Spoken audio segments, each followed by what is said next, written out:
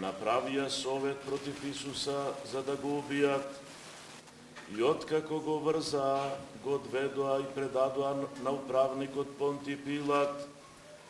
Тогаш Јуда, кој што го предаде, кога виде дека он е осуден, се покаја и ги врати 30 сребреници на првосвештениците и старешините, велејќи: "Сгрешив и ти предадов невина крв."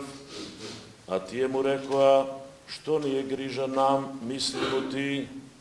И откако ги фрли сребрениците во храмот, излезе и отиде да се обеси. Првосвештениците ги прибраа сребрениците и рекоа: "Не чини да се ставаат во храмовата каса, бидејќи се цена за крв." И откако се советуваа, ја купија со нив грнчаревата нива, за да погребуваат на неа луѓе од други места. Затоа и до денес таа нива се вика крвна нива.